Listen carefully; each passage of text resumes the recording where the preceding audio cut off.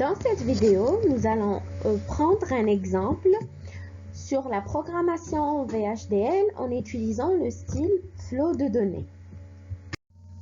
En premier lieu, nous allons utiliser le style flot de données pour décrire ce circuit en fonction d'une affectation simple qui se base sur les fonctions logiques du circuit. Donc, on déclare les librairies. Dans l'entité, on doit préciser nos signaux d'entrée et de sortie. Donc, ici, j'ai le A, B, C, in STD logique, S, out STD logique en sortie. Après, dans le begin de l'architecture, bien sûr, j'associe l'architecture à l'entité. Dans le begin de l'architecture, j'affecte au signal de sortie, S, A, en fait ce n'est rien que A, and not B, or B, and not C. Après, il nous demande de réaliser la table de vérité de ce composant. On peut procéder d'une manière très simple. On va mettre ici par exemple 0, 0, 0. Après, on va dérouler pour trouver la sortie S.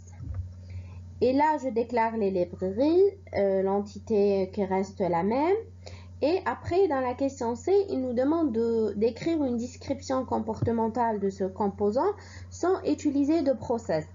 En fait, si on n'utilise pas le process, on est toujours dans le style flot de données.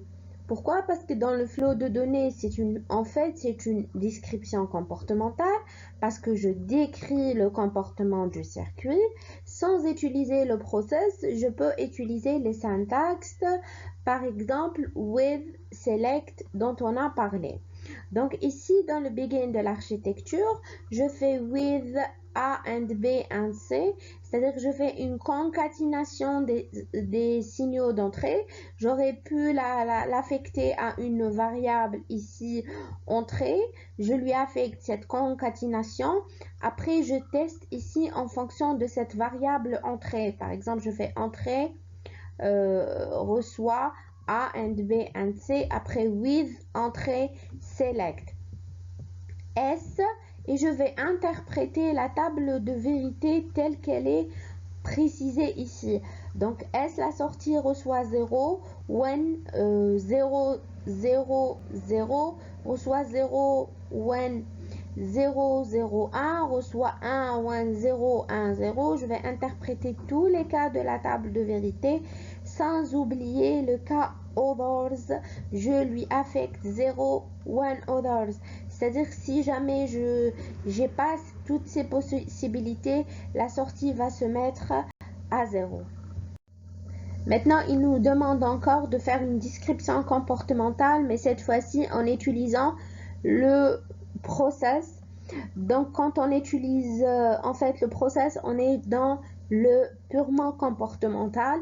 Alors, ici, ils ont déclaré un signal qui est appelé entrée sur 3 bits, type STD Logic Vectors 2 down to 0.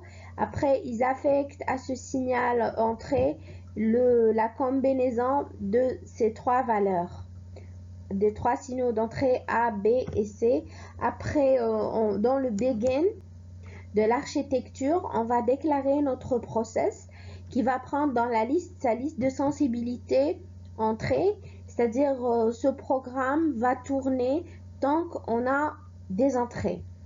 Begin, c'est le begin de process, et dans le process, on peut utiliser la syntaxe pas with select, non, mais case is when. Donc case entrée, is when, et on va traiter tous les cas de la table de vérité. Donc when 0, 0, 0, S reçoit 0. When 0, 0, 1, S reçoit 0. When 0, 1, 0, S reçoit 1.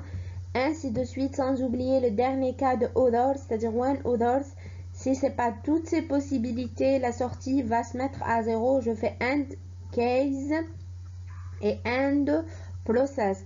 Ici, je vous signale que les instructions dans le process s'exécutent d'une manière séquentielle.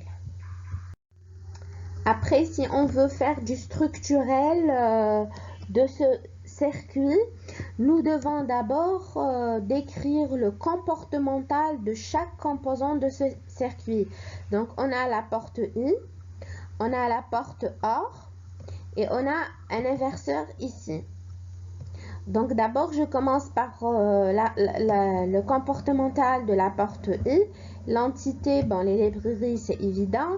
L'entité prend deux entrées. C'est à deux entrées, une sortie. Donc, ça va être A et B. La sortie, c'est S. Après, la sortie reçoit A1 de B. C'est la même chose pour la porte OU, c'est la porte OR. Donc ici, elle prend deux entrées A et B, la sortie S, out STD logique. Après, dans l'architecture, je dois dire que S reçoit A OR B. Et maintenant, l'inverseur, je vais l'appeler NAND. Donc, il prend une entrée et il a une sortie. Donc, l'entrée E, une STD logique de type. Et S, out STD logique également. Après, dans l'architecture, dans le begin de l'architecture, je dis que le S, la sortie, reçoit le not entrée. Maintenant, après avoir donné le code comportemental de chaque composant, je peux faire le structurel. Donc, le structurel, il décrit les composants. La question que je pose, de quoi est composé mon circuit? Donc, je vais décrire les composants qui composent mon circuit, ainsi que les signaux qui transitent dans ces composants. Donc, je garde la même entité globale. Après, je déclare l'architecture et on a dit que dans l'architecture, avant son begin, je dois mettre les components. Je dois déclarer mes composants. Donc, même si le composant est utilisé plusieurs fois, je le déclare une seule fois. Donc, j'ai le component I, celui-là, port avec le mot-clé component, le nom du composant I, port, les entrées A et B in STD logique et S en out STD logique. And le nom du composant. J'ai le deuxième composant qui est le composant OU. Donc avec le mot-clé component, O est pareil, le port pour déclarer les signaux d'entrée et de sortie. Après le troisième component qui est l'inverseur, non. Port E en entrée et S en sortie et and le component. Après, toujours avant le begin, je déclare tous les signaux internes. Et là, ici, comme signal interne, j'ai besoin de B inversé. J'ai besoin de C inversé. Et j'ai besoin encore de deux signaux, celui qui sort de ce AND et celui qui sort de celui-là, donc SIG1 et SIG2. Après, je commence dans mon begin l'instanciation de ces composants. Donc, je donne un nom aux composants, par exemple B1, C1. Et je donne le nom du composant, j'appelle le composant avec son nom, port map, et je précise les signaux d'entrée et de sortie en ordre selon ce que j'ai déclaré dans le composant. Donc ici, le premier composant c'est B1, c'est pour inverser le B, donc j'utilise l'inverseur que j'ai appelé nom. Port map, il prend en entrée B, le signal B, et en sortie, j'ai le B inversé. J'ai celui-là. Pareil pour le C, j'utilise le nom, port map, il rentre le C, et j'obtiens celui-là, le C inversé. Maintenant, je vais réaliser cette porte AND, donc je vais l'appeler produit 1 par exemple, I, j'ai appelé la porte AND I, port map, et elle prend quoi comme entrée? Elle prend A, elle prend le B inversé, et elle donne en sortie SIG1. La deuxième porte AND, elle prend en entrée le B, le C inversé, et elle donne SIG2. Après le OR, il va prendre en entrée SIG1, SIG2 et la sortie ça va être S. Et comme ça, on a écrit le structurel de ce circuit.